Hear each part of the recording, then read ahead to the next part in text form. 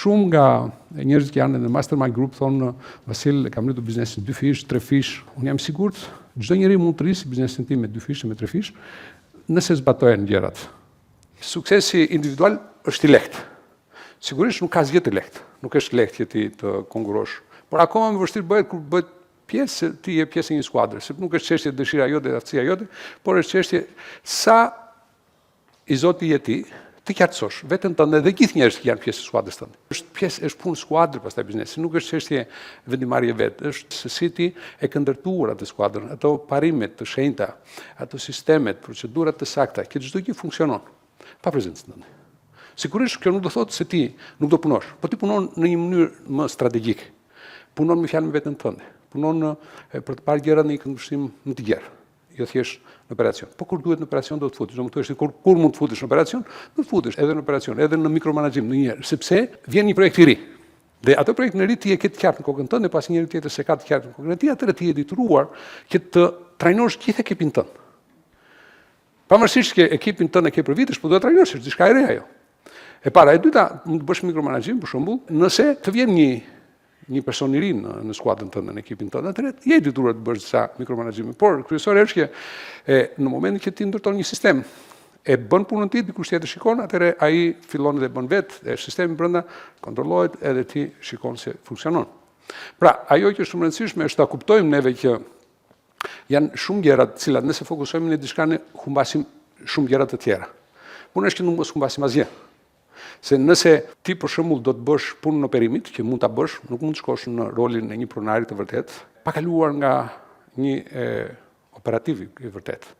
Ti jesh ai personi i cili e njeh se si funksionon biznesi. Se ti mund të kesh idetë më të mira, ti mund të kesh produkte më të mira, brandet më të mira, por nëse ti nuk ke një operim shumë të mirë, do të dështoj. Çdo lloj brandi, çdo lloj produkti. Sepse operimi është ajo gjë që bën të mundur që të ekzistoj biznesi. Sa i Zoti je ti që ta ndërtosh, e ke ndërtuar produktin, ke shpenzuar, ke investuar në fabrikë për ta bërë produktin të gatshëm, sa i Zoti je pastaj që ky produkti të shkojë në gjithë zinxhirin e vlerës, të shkojë deri tek konsumatori apo deri tek klienti, në vlerën që ti e ke imagjinuar në kokën tënde, apo në vlerën që ti pret, sepse kjo është pritshmëria që ka konsumatori apo klienti në kokën e tij. Nëse ti ja çon më pak se sa ka ai në mendjen e tij, atëherë ai do mërzitet. Pritshmëria e radhës së klientit apo të konsumatorit është eksperjenca e tij e fundit më e mirë. Që do thotë, nëse ti nuk e bën të paktën në atë nivel ose në çik më mirë se eksperjenca e tij e fundit, ai do mërzitet, thotë jo, nuk bën. Ajo tjetra që kisha bërë me fjalë me atë, ka qenë më e mirë. Kështu që nuk do të kesh sukses pastaj në biznesin e punën tënde. Shumë gjëra në biznes dhe nuk është një lojë lehtë. Nuk është një lojë lehtë, por juve jeni në biznes, unë nuk dua t'i friksoj, unë vetëm gjë që po them me shkëptu që nëse e mjeshteroni atë sistemin, makinerinë, të funksionojë si me ty, si pa ty, atëre vlera e biznesit tënde shumë e lartë.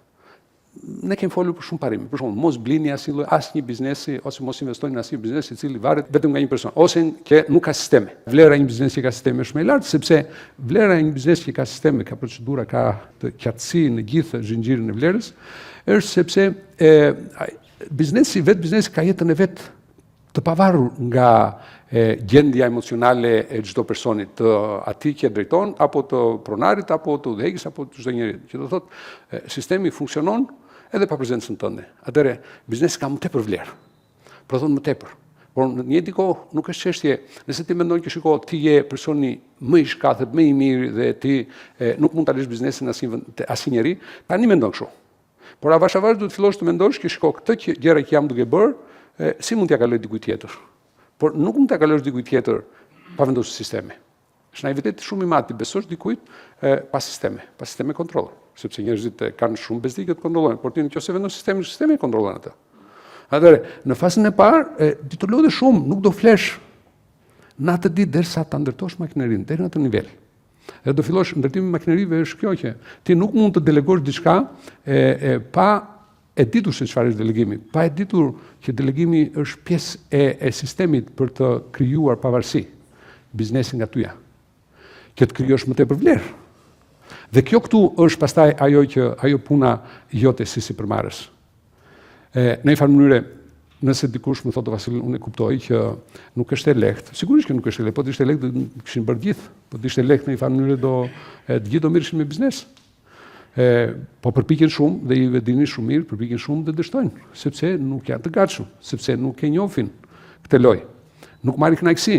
Edhe ata që marrin para, e përmend prapë si e thash në fillim, ato nuk marrin gjën më të rëndësishëm për mbushjen e tyre, kënaqësinë në gjithë këtë procesin. Ky është një proces i vazhdueshëm, i përhershëm, është dinamik. Ajo që dje ishte shumë e mirë, sot mund mos jetë, jo mund mos jetë e mirë, por mund të jetë katastrofë.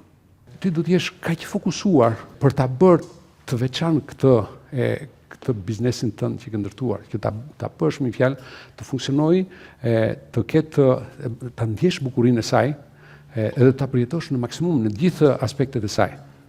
Edhe kjo kërkon në një farë mënyrë një angazhim total nga ana jote, por nuk është i mjaftueshme vetëm ti të thuash, shiko, unë kam dëshirë. Dëshira mund mos jetë e mjaftueshme.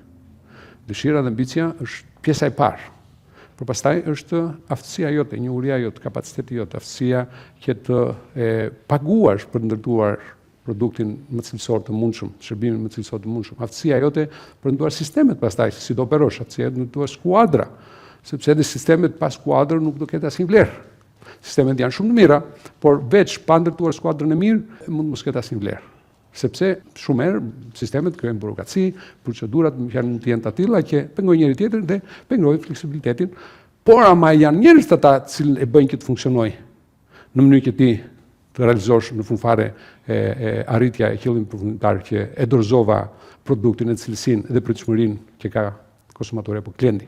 Gjatë kohës që unë jam duke folur, juve mendoni për një pyetje. Fuqia e vërtet në biznes janë lidhjet dhe marrëdhëniet. Nëse juve jeni këtu brenda, vjeni dhe kemi kontakt personal me shumë mikë të mi që kemi krijuar, edhe po mendojmë edhe për të bërë biznese bashkë. Këtë këtu nuk është e lehtë ta gjesh. Dikush më thotë sepse më shkruaj njerëz në rrjetet sociale, vallai, më thënë drejtën, nuk është e lehtë të përgjigjesh gjithëve, por të paktën kam atë se nuk flej dot pa ju përgjigjur dikujt, them më falni, por nuk bëj dot mentorimi. Tjetër do të jesh, ku diu, mentori i tij në një kohë nuk merr një libër të lexoj, ose nuk vjen në një trajnim që të kuptoj rreth çfarë është duke folur atje në një farë mënyrë. Pra unë nuk e kam biznes të. Por në të njëjtin kohë, kjo krijon atë mundësinë edhe të njihemi njëri me tjetrin, edhe të shikojmë në një farë mënyrë, jo njihemi bashkë, por edhe juve njëri me tjetrin, dhe prandaj është të kemi menduar dhe një koktel atë me një catering, me diçka më fjalë që të bëjmë gëzuar. Dhe kjo është fuqi në biznes, po jo në biznes, edhe në jetë. Sepse në fund fare, shiko, pjesa më e vështirë në biznes e dikush është kur ngec për të marrë një vendim.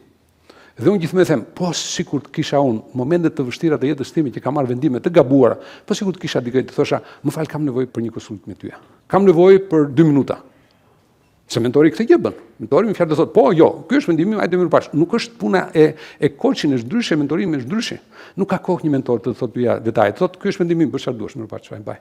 Krijimi këtyre lidhjeve nuk gjenden, nuk bëhen kollaj. Edhe atje nuk është prap e lehtë, sepse atje është shumë intensiv. Prandaj thash që juve që investuat më tepër te vetja juaj, të jepet edhe kjo mundësia që të përfitoni edhe nga kjo këtu. Po Lida, më fal.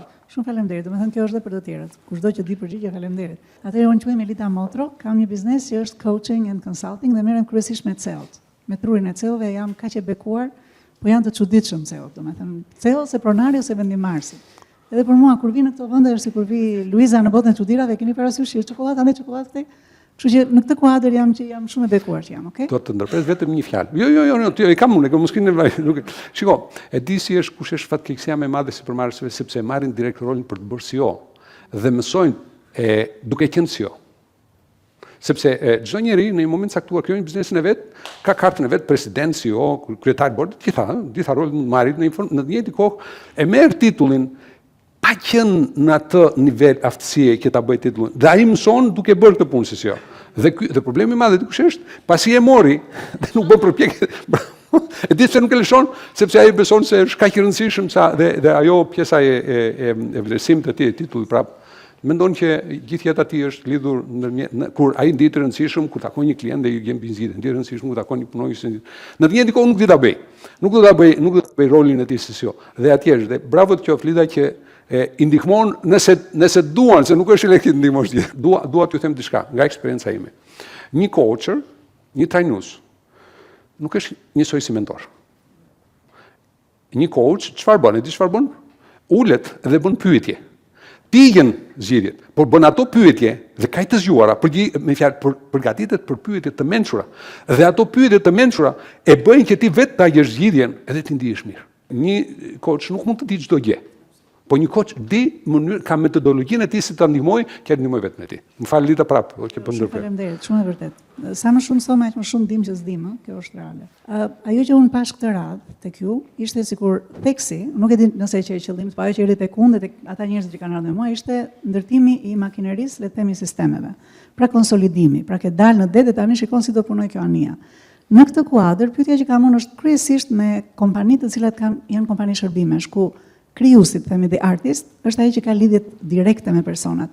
Ku ndërtohen sistemet? Është një nga gjërat që duhet pasur parasysh që humbet lidhja direkte dhe touch që realisht ky personi ka pasur në themel të ndërtimit të biznesit. Kjo është pyetja e parë.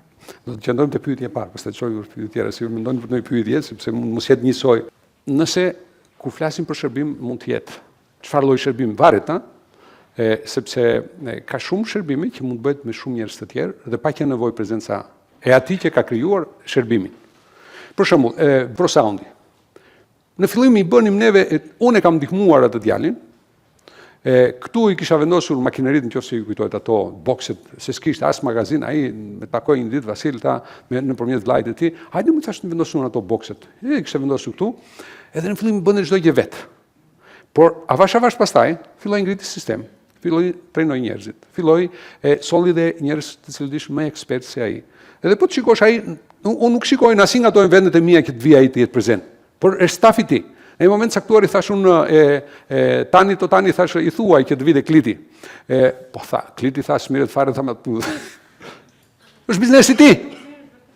Çdo gjë është në mendje.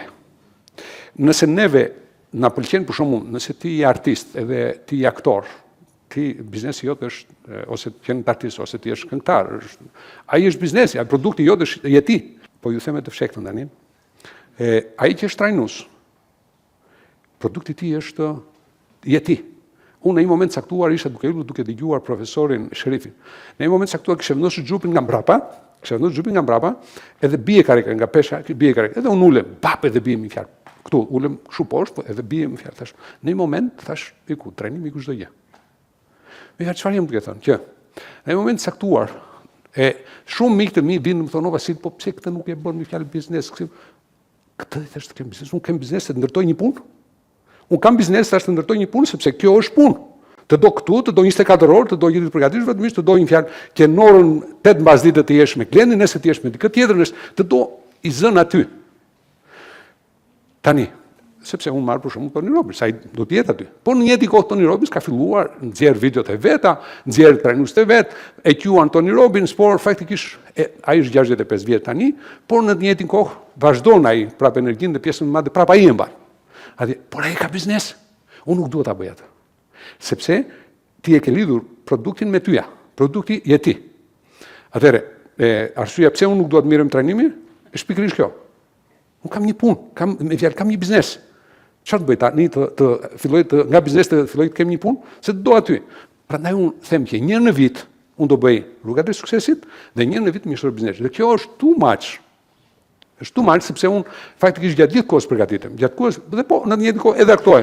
Po nuk më thot njeriu do lexosh në orën 10 të natës apo 5 të mëngjesit apo 12. Por ama nëse ti muaj për muaj ose çdo javë ke trajnime, je të detyruar në një mënyrë që ti të jesh aty. Tani unë mund të iki 3 muaj, mund të iki 1 vit, edhe gjërat të shkojnë për mrekulli. Edhe të vi vetëm tek rrugat e suksesit, edhe të vi vetëm tek Mr. Business. Dua Lipa për shembull, ajo vërtet është artiste. Por ajo ka krijuar skuadrën e vet. Edhe skuadra e vet në një mënyrë çfarë është? Ajo është duke marrë me veten e saj. Me shëndetin e saj, me stërvitin e saj, me lifting, me kështu, me zërin e saj, ke parasysh, atë që bën ajo, pjesën tjetër e bën dikush tjetër, pjesën e sistemeve, sponsorave, gjetjen e punëve, negociatat, i bën babai i saj. Atëherë, nëse do më thuash, ti si Lida që ke krijuar një biznes, unë nëse janë kontabilistë shumë të mirë, mund të bëhet pas një diskutim në sistem. Lida, e di që më thoshte një miku im? Thash unë, ore, çfarë bëhet? E kam deleguar unë atë punë. Dy gjëra janë shumë të rrezikshme në biznes. Të delegosh çdo gjë, të delegosh çdo gjë që ti nuk mund të delegosh çdo gjë, ose të besosh në çdo gjë prapë shumë tani do më thuash ti ose të mos delegosh asgjë. Me fjalë, e para është shumë e dëmshme të delegosh çdo gjë që nuk mund ta bësh, dhe e dyta të mos delegosh asgjë, të mbash gjitha vetë. Ai më thoshte këtë gjë edhe jo vetëm ka kishte probleme me njerëzit. Dhe unë kam deleguar atë. Çfarë ke deleguar më ti? Unë jam klient, po them me fjalë se ke probleme në biznesin tim, kam deleguar. Ç'është? Ti nëse ti do delegosh diçka, do jesh i sigurt që e ke ndërtuar sistemin që ai dhe kushdo qoftë që ti e vendos brenda procesit, brenda sistemit, për shembull, ai funksionon sepse i ke të qarta vendosin e teknologjisë në vend, e ke të qarta procedurat, e ke të qarta se si funksionon, e ke të qarta në fjalë mënyrë se si merret vendimi. Për shembull, ti thua ke CRM-in. CRM ç'është? Customer Relation Management. Çfarë do thot ajo në terma konkret? Në terma konkret ajo do thot, çdo kontakt që ke me klientin duhet ta regjistrosh. Nëse klienti ka një pakënaqësi, duhet ta regjistrosh. Nëse klienti ka një kërkesë, duhet ta regjistrosh. Nëse klienti ke bërë tek ai klienti një investim, duhet ta regjistrosh. Çfarë ke shitur tek ai klienti, duhet ta regjistrosh. Atëherë në fund fare ti bën një analizë thua me këtë klient çka kanë përfituar në fund fare. Sistemi është CRM. Po që të ndërtosh CRM, duhet edhe teknologjia me vete. Po duhen edhe njerëz të cilët me fjalë ta ndërtojnë atë. Po duhen edhe njerëz ta përdorin atë. Por në njëjtë kohë për shkakun vjen, si futet brenda një ankesë në sistem. Kjo është një procedurë. Ke do të vendos, do kesh të qartë, do kesh transparent. Çdo njeri do ta di se si futet. Procedurat duhet gjithmonë transparente për të gjithë njerëzit. Dhe shumë e qartë për të gjithë njerëzit. Dhe njerëzit duhen trajnuar, dhe jo vetëm duhen trajnuar. Disa studime di çfarë thonë? Njerëzit të rinj që vinë brenda në kompani thotë duhet që momentin e parë duhet japësh procedurat në një link dhe të bësh test. E kanë kuptuar, i kanë mësuar, po apo jo? Nëse nuk i keni shkruar procedurat, duhet të shkruar. Nuk mund të funksionojë, nuk mund të bësh sisteme pa ndërtuar procedura. Dhe në të njëjtin kohë, një në vit thotë të gjithë punonjësit, pavarësisht historinë të vjet, duhet të japin provim. Po. Dëgjuam më të mirat, pra si të ndërtojmë biznesin, të jemi suksesshëm, por rrisjet që vijnë nga mungesa e njërit prej hallkave, e kam kaluar mbi shpatullat e mia dhe ju them të vërtetën, biznesi shërbimi me mbi 800 punëtor. Kalova një periudhë shumë të vështirë derisa u dorëzova, sepse nuk pranoja humbje dhe nuk pranoja që kisha faj. Faji im ishte që e kuptova në fund, pasi arrita dhe të qetësohesha, të meditoja dhe të kuptoja që ishte gabimi im, si ishte gabimi i asnjëriu tjetër. Që s'kisha procedura. Kisha biznes të shkëlqyer me të gjitha mecër, me punëtor, por procedurat nuk ishin të qarta, ishin sa për të largohen. Pra i merrnin njerëzin në punë, u shpjegonin, por nuk i ndiqnin procedurat. Po nuk ishin të shkruara. Dhe ajo duhet të jetë në mënyrë konsistente, duhet të kesh kontroll dhe auditim brenda kompanisë, të cilën unë sot do desha të gjitha ato që mësova, pas një periudhë gjatë reflektimi, jam duke ndërtuar një biznes zëre se kam 800 punëtor të tjerë dhe po trajnoj AI, domethënë robotët e mi që të bëjnë punën e 800 vetave. Dhe tani do aplikoj të gjitha rregullat që kam mësuar, okay, dhe besoj se do takojmë pas një viti dhe do ta tregoj sa i sukses të ret. Faleminderit shumë. Faleminderit shumë. Atëre Lida, që ta konkretizoj. Çdo gjë mund të kalon në sistem. Pavarësisht që është një shërbim. Ndonjë pyetje tjetër. Po. Përshëndetje gjithëve. Unë desha mendoj pak në paqartësi që e kam për përvojës teme. Kur kam themelu kompaninë, kam pas një konkurrencë shumë fort. Dy kompani shumë të forta. Po i kam studiu, edhe kam vrejtë që njëna prej kompanive shitjen e ka delegu komplet e stafi. Ndërsa tjetra, vetë pronari merr me shitje. Tash në këtë fazë që po folëm, unë jam i barabartë me ata, po tash s'po di a me vepru si kur ai i parja, as i kur i dyti, unë kam zgjedh mesin, shitja prapë s'po muj komplet me delegu, po do të më merr prapë se kemi punë me projektet noja dhe klientat çdo herë po më kërkojnë që unë më merr me ta. Po çfarë lloj shitje është ajo? Ne bëjmë produkte për restorante, për terasa ndryshme, këtu për golat, sistemet e xhamave. Sistemet e xhamave? Të xhamave për terasa, këtu që i përdorëm, për golat bioklimatike. Për gola, kështu terasa, kështu me xhama kështu. Po. Okej. Edhe klientët kërkojnë prapë ty. Klientët më kërkojnë mua prapë se prapë nuk. Un kam 10.000 klientë. Të gjithë kërkojnë mua. Po. Atëre, thjesht për ndihmuar, në momentin që mua më dërgon dikush një SMS, përshëndetje Vasilos me në telefon. I them, shumë faleminderit, Se mund të ketë një ankesë, mund të ketë një kërkesë, mund të dojtë për një bashkëpunim, ose një miku i miti do të hapi një lokal. Shumë faleminderit. Ku është, në çfarë vend është, më le të shikoj direkt do të çoj një djalë i cili do bisedoni një fjalë për gjëra për detaje. Edhe shkon ai, po ai është profesionist, është trajnuar shitësi, ose menaxheri i shitjeve. Është trajnuar në atë nivel që unë nuk mund ta bëj më mirë punën se saj. E vetëm ja rrugë që ke është të trajnosh dikë dhe të ndërtosh një sistem që ai sistemi jo thjesht për ta kontrolluar, por edhe për ta motivuar, edhe për ta reward, si quhet me fjalë, për të dhënë bonusi, për të shpërblyer. Bravo. Okej. Te gjitha sistemet tjera i kum deleguar dhe i kum ndërtuar sistemet, po vetëm tek shitja kam vetë fakt. Po s'ka, e di çfarë do bësh ti. Atëherë merre me vete atë personin, ke ti, edhe në momentin që ti shkon atje, lërë atje dhe ikën. Kam një punë thuaj, do vim, fjalë lërë atje dhe ikën. Ose bëje bashkëpunim, po lërë atje, pastaj ta ndjeki gjithë pjesën tjetër. E ti ri 5 minuta me. Se ti, shiko, jo për respekt, ti ulë bisedo çdo gjë tjetër përveç shitjeve. Tani thuaj merruni vetëm fjalë me pjesën tjetër. Përndryshe do bësh gabime. Jo, nuk është se do bësh gabime, çështja është se është më mirë si të çlirosh veten tënde duke prodhuar më tepër, sepse ti mund të ndërtosh një marrëdhënie tjetër me një klient të ri, ose mund të bësh diçka shumë të rëndësishme për ty, ose mund të mendosh për diçka strategjike për biznesin tënd, ose mund të mendosh si mund takosh, si mund të shkosh në një trajnim për veten tënde, si të krijosh një marrëdhënie me njerëz më të mirë në treg. Dhe njerëz të mirë në treg nuk i një kollaj, po do shumë kohë që të harxhosh me ta. Do shikosh mundësinë, sepse ndonjëherë neve thevore si mund të jem njerëz më të mirë në treg. Do të pyesësh, kush është filani është? Atëherë filani e ke parasysh atë rregullin, të gjithë jemi larg 7 telefonata. Shumë e rëndësishme është që ti vetë personin që do gjesh që është i duri, do pyesësh në treg kush është, do gjesh me fjalë mikun e mikut të tij, është në miku jot, edhe do se mos në asnjë marrëveshje, në asnjë kontakt, në asnjë bashkëpunim, po s'patë edhe fuqi në një marrëdhënie. Nuk e ke vetë drejt së drejti. Je nga dikush tjetër që i cilin e ka atë fuqi. Të shko takoj gjej njeriu në dur, njeriu që ka kapacitetin e dur. Trajnoje dhe në momentin që ti trajnon dhe fut sistemin që shikon se si ai do ndihet që përfiton nga kjo gjë, ai do bëhet më i mirë se ty. Po vazhdo. Përshëndetje miq, unë jam Leonard Bombaj, nuk jam biznesmen, jam artist dhe besoj që do të jetë kurreshti edhe për ju për të marrë vesh po ky çfarë pune ka këtu. Do bazohem në dy gjëra. E para, fjalën sistem se si e përdorëm dhe neve këto ditë kur ishim në një projekt, dhe diçka që ka lidhje me ndikimin. Duhet të them që unë e njoh biznesin në një mënyrë të tillë që bizneset ndërtojnë apartamente ku strehohen njerëz, ndërsa ne artistët ndërtojmë emocione dhe kujtesë për të strehuar në njerëz. Tani patëm një gjatë kohës që bëhesh eventi Vasil, ne kishim menjëherë një event të menjëhershëm që u transportua nga Tirana për të shkuar në Fier dhe kishte artist goxha, domethënë po përmend deri ke Viktor Zhusti, Luftar Paja, plot të tjerë breza të ndryshëm, ku titullari mua më tha Leonard, ti duhet të jesh producenti ekzekutiv.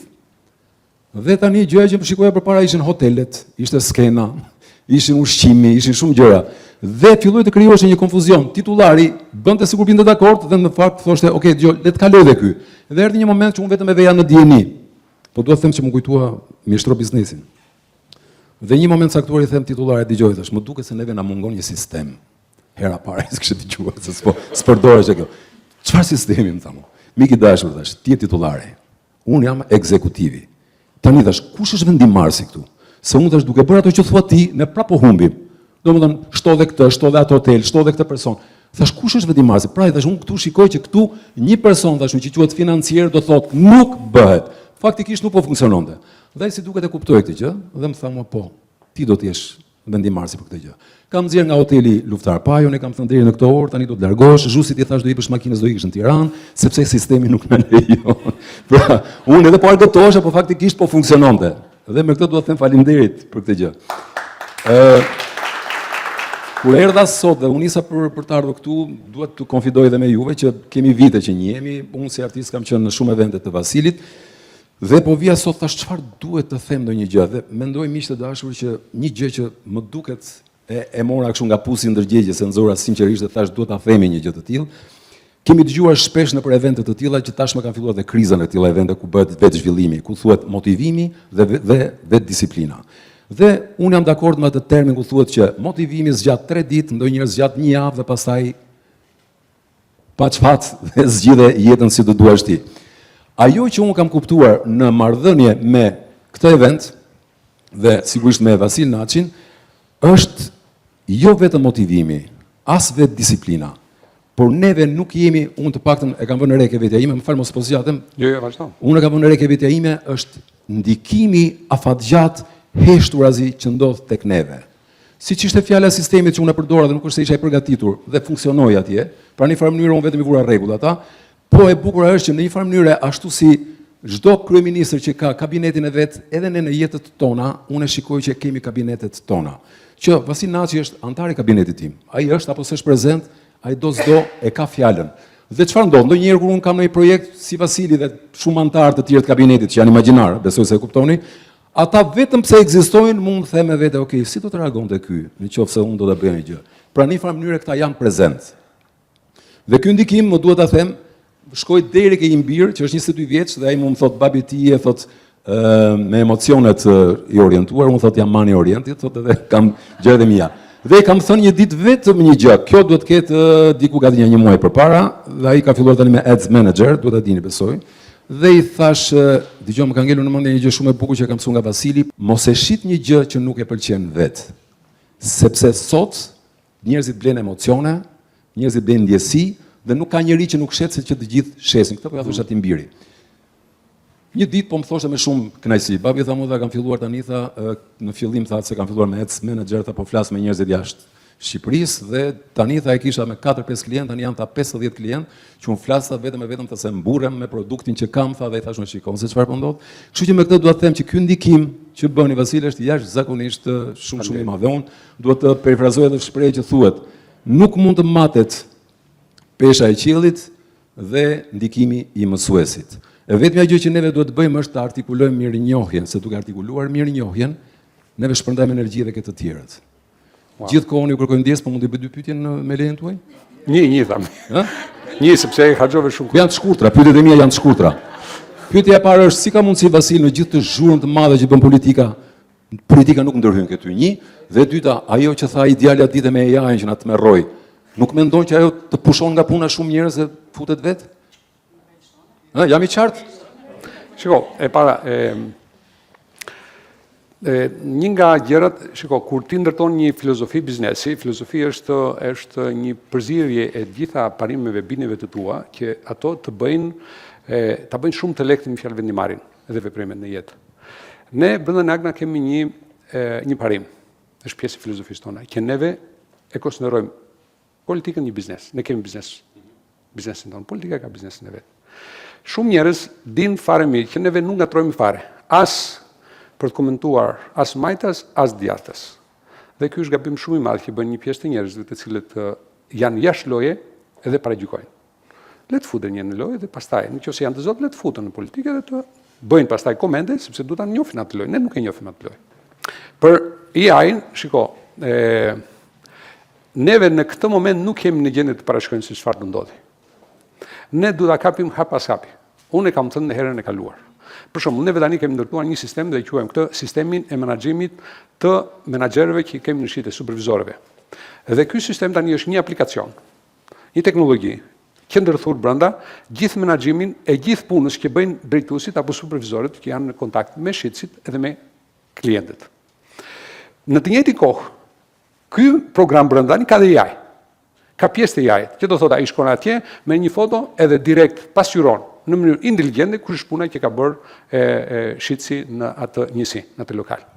Pra, ose për shembull ne përdorim AI në dizajn, ose përdorim AI në rrjetet sociale. Ne duhet të shfrytëzojmë sa të mundemi këtë mundësi dhe kjo është një diçka që shumë sipërmarrë, shumë biznesmen apo biznese nuk e përdorin në nivelin e dur, por duhet të fillojnë ta përdorin. Asnjëherë nuk zhduket e vjetra më njëherë sa vjen e reja. Por paralelisht e vjetra dhe e reja qëndrojnë bashkërisht për një farë kohë në një farë udhëtimi. E reja do bashkëjetojnë me të vjetën për një farë kohë. Mirë është që gjatë kohës që bashkëjetojnë, kush është i pari dhe e përkrah. Nëse themi që kemi kohë për teknologjinë, sot jemi vonë. Prapë do ta përsëris është që neve nuk do të kemi frikë nga AI. Përkundazi, duhet sa më shpejt ta përkrahim dhe sa më shpejt ka një problem shumë të madh. Neve na ndjekin punët e përditshme. Nuk na lë rutina e përditshme, na ndjek kaq mbrapa sa ne harrojmë veten tonë, jo vetëm implementojmë gjëra të reja. Duhet të e bëjmë çmos që të jemi njerëzit të cilët janë më ekspertë se neve, që të paktën janë të fokusuar në të punë dhe të sjellin brenda sa më shpejt që të jetë e mundur. Sepse nëse e lëm rastësisht, kam frikë se nuk do përfitojmë. Dikush tjetër do përfitojmë më tepër. Ky është këndvështrimi për atë, për AI-n. Pra ajo që po ndodh sot po bëjnë çuditëra. Okay. 1 milion, 2 milion.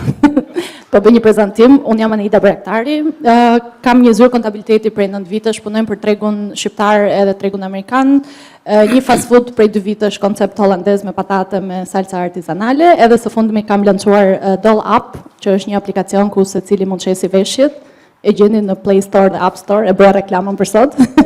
Vasil, unë vetëm një pyetje kam se ju e përmendet shpesh faktin që sistemet sjellin burokraci. Edhe gjëja më shqetësuese është kur një kompani rritet, bëhet e madhe dhe ka sisteme, është aftësia për të bërë inovacion shpejt. Ndërkohë që korporata mendohet për të lançuar një produkt, startupi e ka bërë, e ka nxjerrë në treg disa herë. Si mund të kemi sisteme si një korporat edhe të inovojmë si një startup?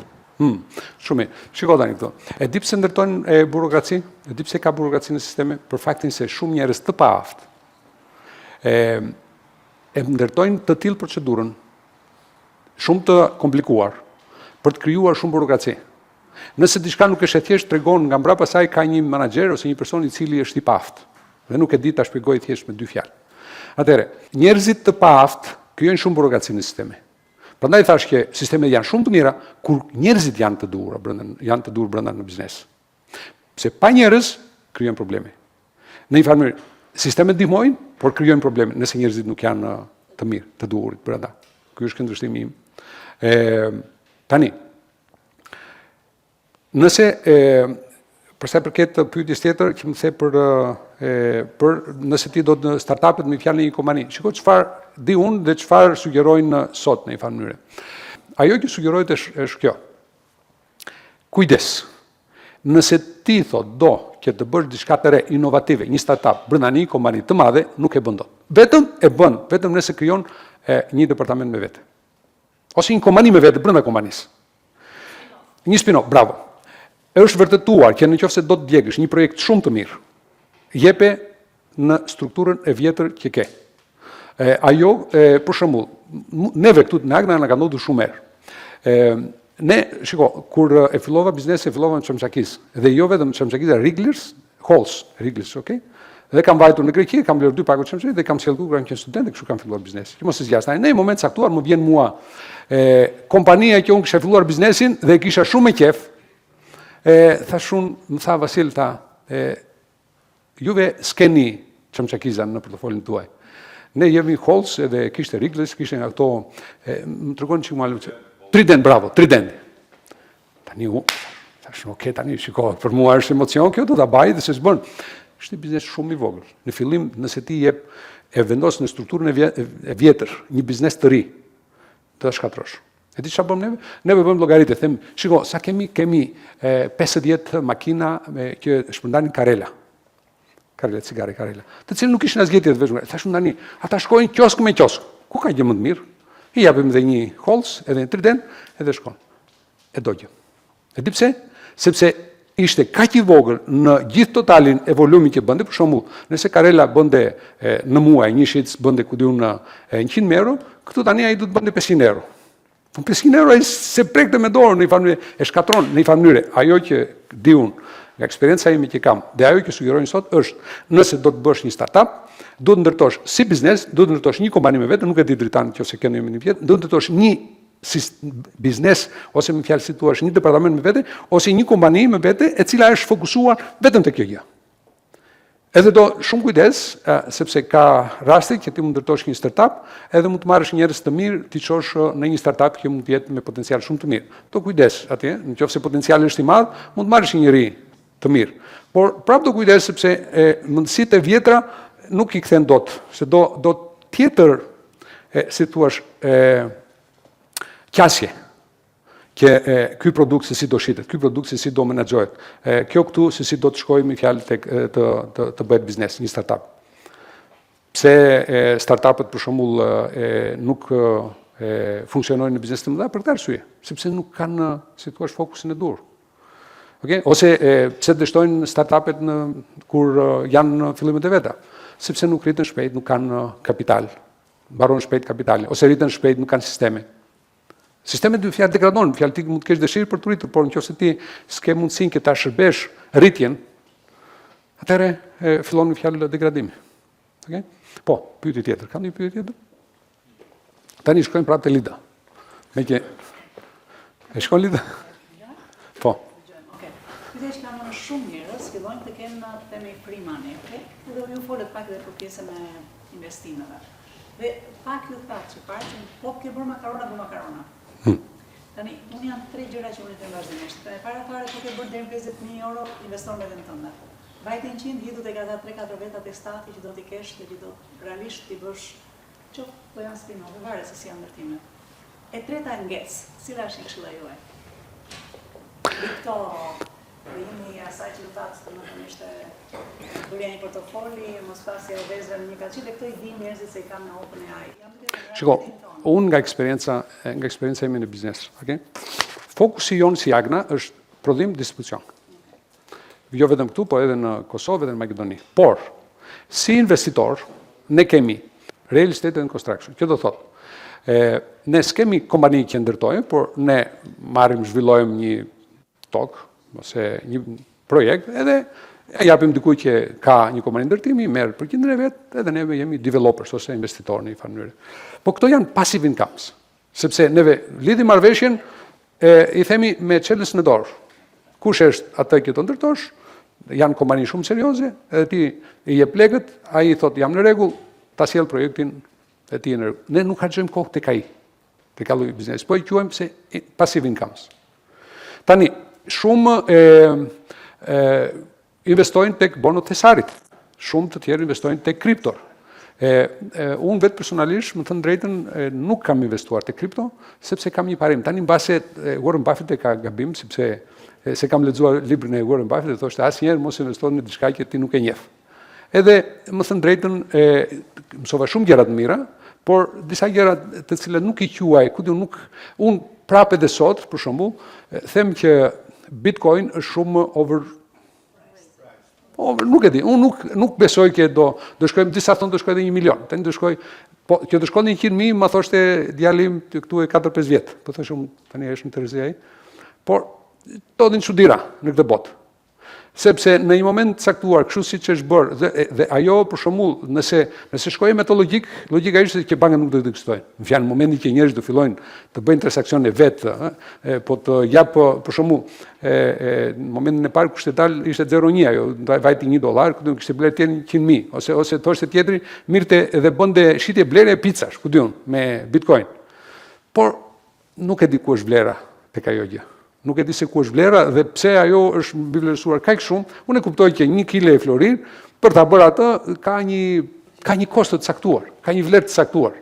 Kështu anyway, unë nuk do shkoja më tepër, por do investoja në kompani të cilat janë të shëndosha, të cilat të premtojnë ose në kompani që kanë sisteme që munduan investim, edhe mund të shkoja investoja si partner jo pasiv me fjalë, jo aktiv. Këtë gjë do bëja, nëse do kisha para të lira. Por nëse do kisha para të lira, për shembull si përmarrës dhe të ndërtoja një projekt të ri, e di çfarë thot eksperienca ime, Lida? Kujdes kur të vjen një projekt i mirë dhe ti thua po. Sepse projekti i ri që ti thua po, do të haj kaq shumë energji, se ato që do fitosh në projekt të ri ke humbur 5 herë në gjërat të cilat ti je duke bërë. Ky është fakt.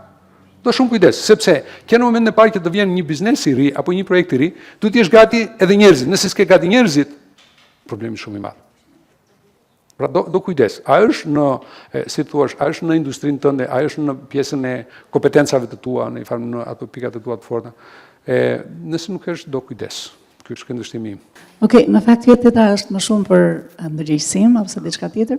Duhet kuptojmë gjithmonë më shumë që lekët që kanë ardhur për të ndihmuar ca shtresa në nevojë janë duke larguar, gjithmonë më shumë. Unë besoj që biznesi, për të dalë tek ajo që nisët ju për CEO të cilët janë totalisht të djegur, CEO që punojnë për stafet e tyre, dhe jo e kundërta. CEO-t që fillojnë dhe urejnë biznesin e tyre, ndodh sepse nuk kanë dhe një kauz, nuk përqafojnë një kauz. Kauza të filloj që nga familja, sigurisht, si që thamë, po dhe një çik jashtë, dhe në komunitetin ku ne jemi. Ka shumë të rinj të reja, po sidomos mosha e tretë që kanë shumë nevojë që ne të kthejmë syt andej. Edhe unë do të thosha që kjo është një gjë që është realisht një nga gjërat që i bën bizneset shumë mirë. Nuk e di nëse ju vini dakord me këtë. Shko tani, ajo pjesa e kaos shumë sipërmarrës futen në një biznes për një arsye të caktuar. Okej? Nëse ti bën pyetjen dhe thua, ajo arsye që kam qenë në biznes është e njëjtë, është e fortë në këtë moment, nëse ti nuk shton arsye të forta ose kauza të forta, ti do kesh problem si biznes, sepse do ulet motivimi. Dhe gjithmonë duhet të ndërtosh gjëra të cilat se sa më të mëdha të jenë ëndrat e tua, vizioni jot, objektivat e tua, aq më të vogla do duken sfidat për ty. E di pse, unë po ju them diçka. Nëse unë jam fokusuar në diçka, unë telefonin se kam marrë, disa mesazhe kam marrë sot, më se kam marrë për fare. Okej? Tani unë telefonin e kam mbyllur. Pra, ajo gjë që unë erdha këtu sot ka qenë shumë e rëndësishme, ose që kisha trajnimin për shembull, ishte shumë e rëndësishme për mua, nuk mund të bëja as edhe një lloj tolerimi unë nga koha që kisha për të bërë përgatitjet e mia, për të përgjigjur në fjalë gjëra të vogla. Edhe gjëra të vogla, sfida të vogla për shembull, duken të parëndësishme fare. Kur ke diçka të fortë, një kauzë të fortë. Në një farë mënyrë, pyetja që duhet bërë dhe çdo person që është në biznes është që shiko, po tani pse je në biznes? Kush është arsyeja? Nxirr një arsye më shumë se sa thjesht anën e lekëve. Sepse nëse ata nuk kanë energji CEO-t, sipërmarrës që drejtojnë biznes, nuk kanë energji, ajo energji do infektojë edhe tek njerëzit poshtë. Nëse njerëzit nuk shikojnë që kjo kauza është e mirë, ti i shërben komunitet, për shembull, këtë kauzën që ne kemi ndërtuar si Agna Leadership Academy që të suportojmë komunitetin dhe kjo është një kauzë shumë e fortë, shumë e bukur. Okay? Pa interesa në mes, nuk ka interesa fitimi, po ka thjesht një fjalë që, nëse vinë disa njerëz, vinë dhe paguajnë, do thotë se kanë, jo vetëm mësojnë, por në radhë parë, ata e dinë vlerën e kësaj që do marrin, dhe në njëjtë kohë, ato të ardhur le të shkojnë për mirësi, por jo për fitime. Por shkauzë është shumë e fortë. Dhe ajo më bën mua unë që të ri edhe net pa gjumë. Të marr nga koha ime, të marr një fjalë nga familja ime, nga puna ime. Pra, kauza është shumë e rëndësishme dhe çdo njeri duhet ta forcojë dhe duhet gjej arsye sa më të forta. Ku diun, dikush më thoi për të bërë krenar familjen time. Dikush më thot, shiko, unë dua që biznesi im të jetë i suksesshëm edhe pasi fëmijët të mi ta marrin. Po çfarë do të ndodhi që të bëhet biznesi i fortë, që të kalojë nga një brez në brezin tjetër? Është puna e tij që ka krijuar. Nëse ai nuk e bën, ata të dorës së dytë pak rrezik pastaj nëse e bëjnë apo jo. Sepse atyre mungon motivimi. Në dorën e dytë, në brezin e dytë, pak janë ata që janë vërtet shumë motivuar. Nuk është si puna jonë. Kur e fituam, ne dhe për shembull, sipërmarrësit tani që janë ata që janë të brezit e parë, e quajnë si fëmijën e tyre. E quajnë si fëmijën e tyre dhe nuk lënë në një farë ata bëjnë sakrifica nga më të ndryshme, por vetëm që biznesi i tyre të shkojë mirë. Kurse brezi i dytë nuk është mësuar, nuk është e kanë gatshëm, po. Në një pyetje tjetër. Përshëndetje gjithëve, unë jam Bekim Krasni që vi prej Prishtinës. Jam pjesë e familjes që për vitet 2018 apo edhe më herët qysh me Vasilin plaku për herë të parë mos gabosha në 2018 në Prishtinë. Ku ta kam bënë një pyetje që arsyeja pse unë vi këtu me një trajnimet është që ky mendon ndryshe për biznesmenave të tjerë. Është shumë ndryshe se ata. Mund kam ndihmuar jashtëzakonisht shumë se tash jam him botën e biznesit për arsye po them se telefonin e kam mbyllur. Edhe 3 ditë në seminar telefonin e moj gjithmonë mbyllur, edhe pse kompania jam tash për momentin është të operu, që tash kur unë po folje mbi 100 punëtor janë vendet punës, edhe nina jashtëzakonisht mirë, synimi jam kryesor është të punësoj sa më shumë njerëz. Ajo synimi jam, jo pjesa materiale diçka, edhe një kërkesë kam për Vasilin nëse ka mundësi kur ti mojmë seminarët me qitë dhe karrikat që mujna me najtë në kama, të tavolina shankericat që janë. Në kështë një mu shumë se unë pritojnë në me najtë shumë ullën, edhe kështë najtë në kamë, dhe shankeritat për vara dhe... Kanë dalë të një të sa tavolina që ngrejnë shumë në kamë. Po që ata, po s'po t'i qysh mi thonë se na ndryshojmë shumë kosovartë me juve.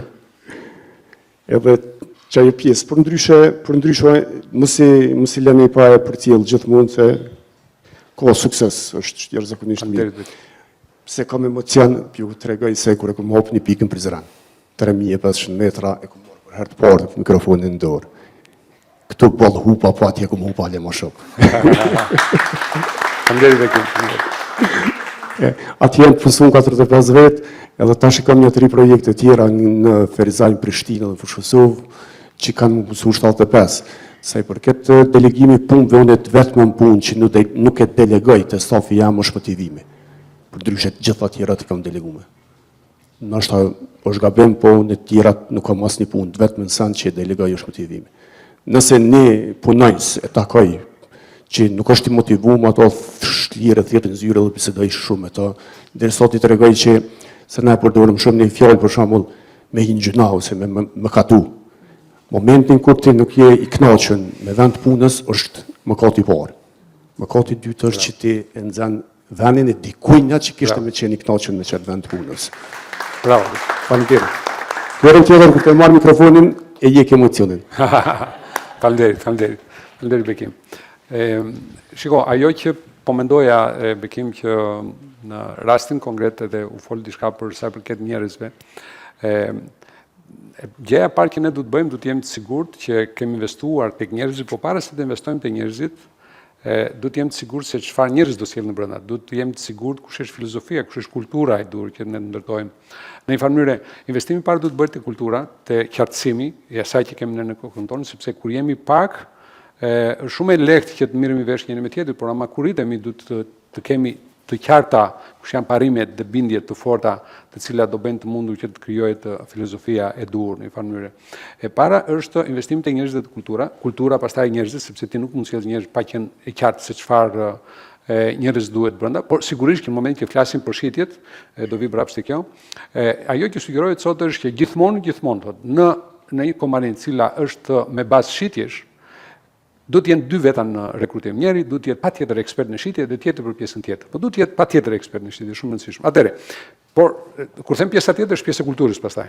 Ai mund të jetë shumë i mirë, por nëse dikush i cili përfaqëson kompaninë, ajo që sugjerohet sot në fjalë do të jesh shumë strikt. Nëse dikush nuk e merr miratimin atij personi që është mbrojtësi i kulturës, në një farë mënyrë, nëse një person mund të jetë shumë i aftë, por nuk është në mendësinë që ti kërkon, mos e punson mirë, sepse shumë shpejt ai do dalë nga nga sistemi, nga kultura që ti, nga filozofia që ti ke menduar. Atëherë, gjëja e parë është që qartësojmë veten tonë. Gjëja e dytë që do të bëjmë, do të investojmë në garantimin e cilësisë së prodhimit dhe të shërbimit, dhe pastaj dhe në sisteme, dhe pastaj do të investojmë në shitje, inovacion apo marketing. Pra, thjesht më erdhi në fjalë si ngacmim se po mendoja me fjalë çfarë është ajo që do bëj një ndryshim, do bëj diferencë sidomos në biznese. Ti pyetje konkrete nuk ishe, unë të falenderoj që ti erdhe edhe je pjesë e kësaj familje.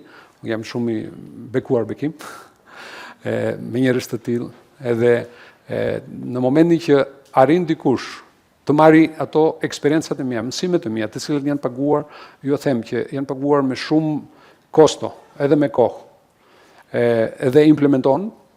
Shiko, në fund fare, fitim nuk është vetëm ato që ti sjell, por fitim është edhe ato që mund të humbasi dikush, nëse nuk e ka eksperiencën e dur. Sepse shumë njerëz çfarë bëjnë? Ecën 10 hapa para, edhe pastaj për një farë kohë shkojnë prapë te njëshi. Vetëm sepse nuk mësuan nga disa gabime të cilat i kanë bërë disa njerëz të tjerë.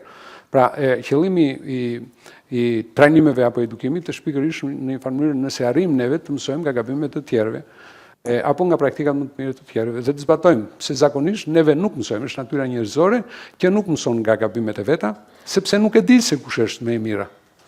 Kjo ka ndodhur te mua, unë gjithmonë kam gjetur vlerën tek ajo që unë kam bërë, edhe që kam investuar te vetja, dhe ato investimet e vetja, tek rritja dhe zhvillimi im, kam arritur të kuptoj kush ishin gabimet e mia. Okay? Sepse ti i kupton gabimet e tua, kush janë praktikat më të mira. Ti thua, është bërë kështu, por unë e kam bërë kështu. Atëherë kjo ka qenë gabim, atëherë duhet ta ndryshoj. Sigurisht që një gjë që duhet kemi në mendje është të mos mendojmë se ka ndonjë perfeksion. Edhe nëse jemi në biznes, ne gjithmonë do të kemi në mendje që vendimet që marrim janë të bazuara në probabilitet. Edhe jo vetëm kaq, por ajo që është shumë e rëndësishme prapë është të kuptojmë që njerëzit të cilët kuptojnë paradoksin, jetojnë me paradoksin, ata bëjnë diferencën. Në rasti që ti nuk mund të konkurosh vetëm me çmim, por dihet që nëse ke mundësi ama të kesh edhe cilësi shumë të mirë, por edhe shumë të mirë. Si duke e bërë me fjalë këtë pjesën e eficiencës dhe efikacitetin e përdorimit të burimeve të tua. Dhe me mençuri, sigurisht që nuk është çështje mençurie, por duhet të kesh edhe suportin e duhur që ta bësh atë gjë, sepse dëshirë mund të kesh, njohuri mund të kesh, por kapacitetin burimit i ke. Kush do të ndihmoj? Kush do të investoj? Ti vetë mund mos kesh, po ai ke kontaktin e mirë me bankën, banka ka si thua besim tek ty ai këtë vit investon në një projekt. Edhe jo vetëm ka rasti e bankat dotore, kush jeti, dakor, po nëse nuk shkon mirë thuaj ky projekti, çfarë do ndodh?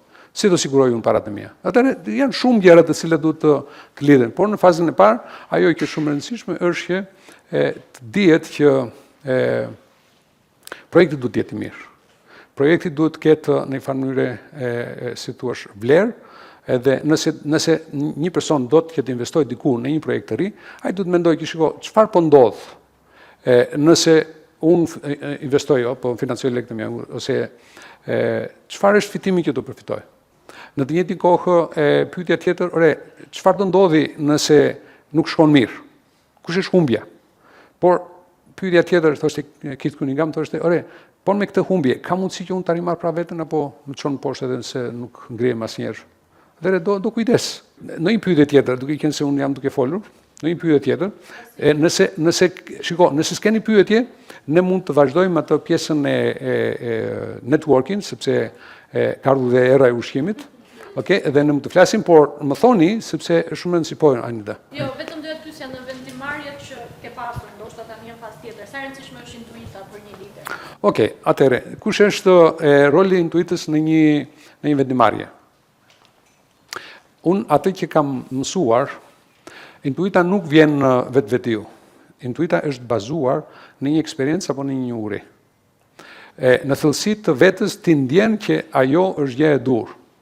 Por ti nuk mund të shkosh me ndjesi në biznes. Ti do të shkosh me kalkulime, me logjik, dhe as me emocione. Ti nuk mund të investosh paratë tua me ambicie, me emocione. Ti do të investosh me kalkulime të sakta. Në fund fare, nëse logjika të thotë që shiko, po është diçka e durë, atëre vjen dhe emocioni jot apo vjen edhe ku diun fjalim tuaj ajo të thotë, dakor, unë do të futem në këtë lloj biznesi. Por duhet ta kesh në mendjen tënde, ta imagjinosh, të parafryturosh në mendjen tënde se ajo do funksionojë në këtë formë. Por nuk vjen intuita thjesht, shiko, kam pasur unë intuita, nuk është çështje intuita, është çështje se si e ke kultivuar. Shumë herë në biznes mos harrojmë që disa nga njerëzit që kanë sukses në biznes kapin, si thua, ato nivelin e tyre të paaftësisë. Edhe atje është problemi i madh, sepse ai është ligji Peter, që thotë me fjalë, asnjëherë njeriu nuk di se kur mund të kapi nivelin e tij të paaftësisë.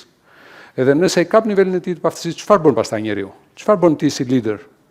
Atëherë në momentin që ti shikon veten që në atë pozicion apo atje ku të ka çuar me fjalë vetë fryma e biznesit, ti do të shikosh, sa i zoti jam tani, kush mund të më ndihmojë mua? Nëse ti mban egon lart, problemet do jenë të mëdha dhe fitimet do jenë të ulta dhe problemi mund të shkojë deri në dështime. Pra është shumë e rëndësishme që ta kuptojmë këtë, që në momentin që neve jemi në një pozicion të lartë drejtues, gjithmonë absolutisht nuk ka në një vendim absolut të rregullt, sepse paradoksi më i madh dikush është ka shumë raste që kompanitë të cilat janë fokusuar vetëm në cilësinë kanë bërë sukses shumë të madh. Ka shumë raste që disa kompani që janë fokusuar vetëm tek marketingu kanë sukses prapë shumë të madh. Nuk dim se kush është gjëja më e durë dhe më e mira, formula më e mirë, por një gjë është e garantuar. Vetëm kur ke marketingun të klasës botërore, që ke brandin të klasës botërore, dhe cilësinë të mirë, dhe cilësia e mirë, dikush është cilësia e mirë kur pëlqet nga njerëzit. Tani mund mos jetë me ato ingrediente të cilat ti do mund të bësh çdira, por nëse pëlqet nga njerëzit, do thotë me fjalë se ti je në rrugën e mbar. Sepse shumë herë për shkak mund vit dikush të pyesi, çfarë mendim ke për këtë biznes? Di çfarë do thoshja unë? E ke pyetur konsumatorin tënd? E ke pyetur klientin tënd? Kush është klienti jot ideal? Kujt do t'i shesësh këtë produktin? Atëherë nëse ti nuk bën pyetje e tregut, gabimi më i madh është të pyesësh një person të thuash kush është mendimi yt. Mos pyet asnjëri.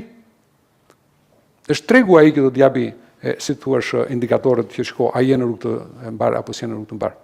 Unë vin nga Selaниku, Selaniku. Po, është erdha Kastile nga ftesa që më bëhet masi isha në mjeshtro biznesin. Bravo. Unë nisa sot mëngjes. Edhe kisha pyetje për atë që sapo thatë. Unë jam një biznes që vazhdova para 5 vitesh në 2020-ën si usta vetë, me montim dyresh, montim shtrim pllakash, edhe krijova një kompani në fushën e rinovimeve.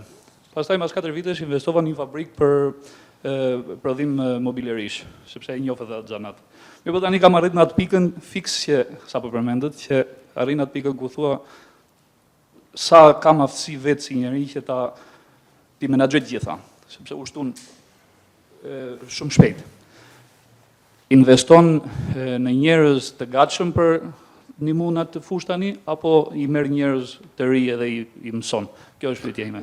Okej, e kuptova dhe një pyetje shumë interesante, sepse këtë pyetje bëjmë vazhdimisht. Shiko, kush janë anët pozitive të marrësh një person të gatshëm, dhe kush janë anët negative? Anët negative janë se mund të kushtoj shumë, dhe dyta mund mos lidhet me tyja, me filozofinë tënde.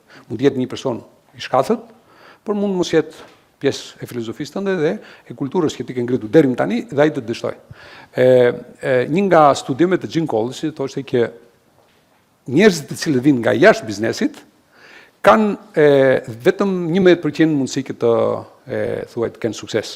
90% dështojnë njerëz që vinë nga jashtë për faktin e kulturës. Më kanë ndodhur dhe mua këto, unë kam sjell njerëz në nivel të lartë drejtues dhe kanë dështuar. Për faktin se bëra një gabim në rekrutim, okay? Dhe nga i entuziazmi e punësova shpejt 3-4 persona në nivel të lartë dhe dështova. Pastaj erdha dhe thash, kishte drejtë në Jim Collins që thoshte, ki kujdes kur sjell njerëzit nga jashtë, pavarësisht se mund jenë shumë mirë, por nëse nuk përshtaten kulturën do gjesh bula. Gjëja më mirë thotë është rriti njerëzit nga brenda, po kjo kjo ka një dizavantazh tjetër, që të merr shumë kohë.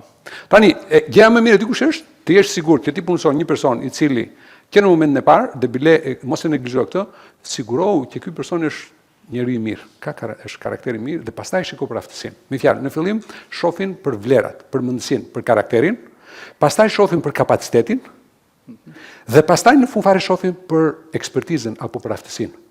Sepse nëse ai nuk ka karakterin e mirë, aftësia e tij mund të shkatërrojë ty.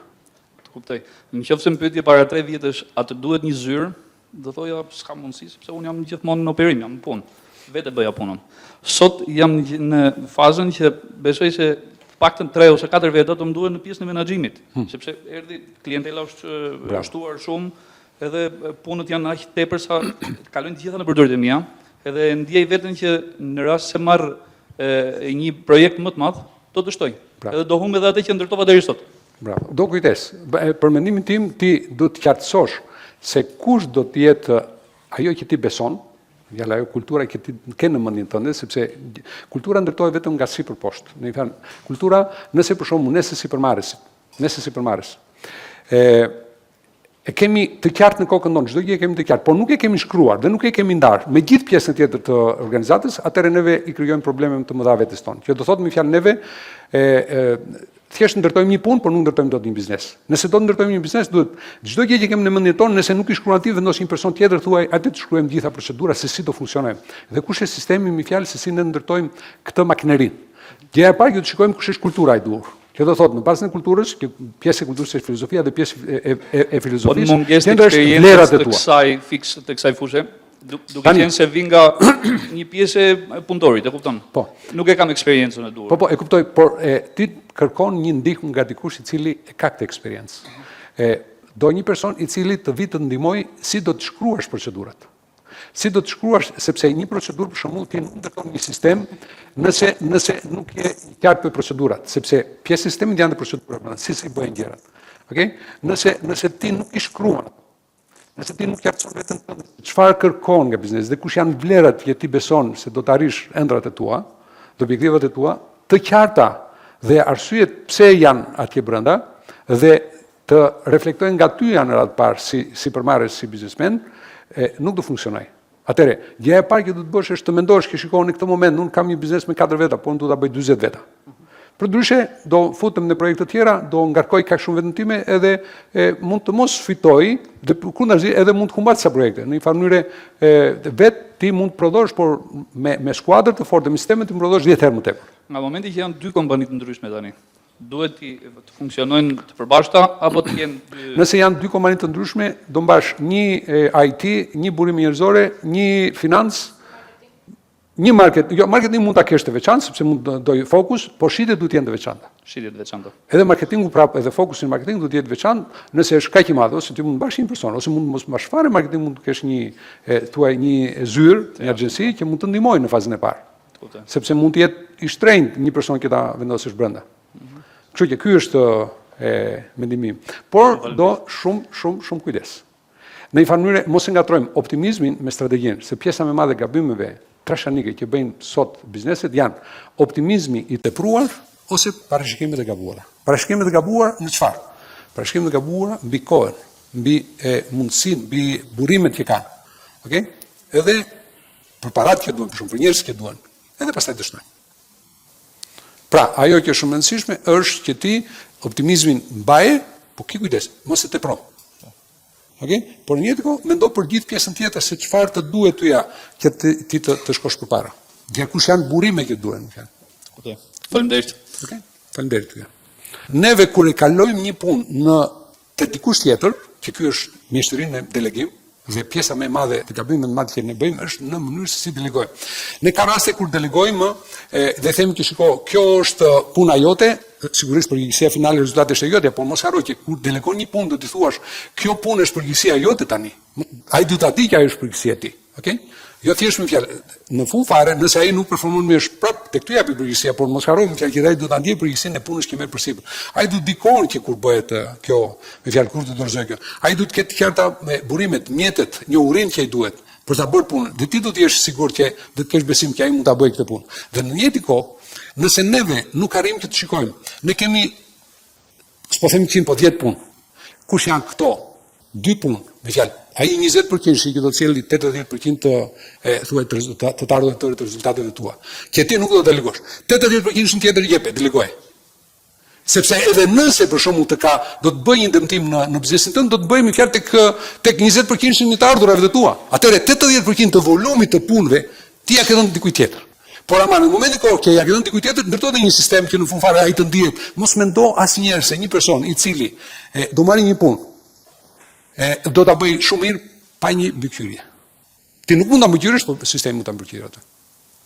Pra, keni në mendje këtë tani. Ndaj ato punë që ke, nëse bën 100 punë, shiko kush janë ato 20%-shin, që të sjell 80% të ardhurave. Okej? Mbaj ato për vete. Ato të tjera fillojmë me fjalë delegova avash, ne kjo është sistemi i duhur. Që ti të çlirosh veten tënde nga volumi i madh i punëve, sepse ti po të fokusohesh atë 20%-shin, që se 80% të ardhurave po të garantoj, sepse janë vërtetuara, se ti do të kesh 2 fishin të ardhurave, vetëm duke fokusuar në 20%. Dhe atë 80%-shin, edhe sikur mos performohet në masën e duhur, vetëm 20% ndikim do kenë në suksesin e biznesit tënd.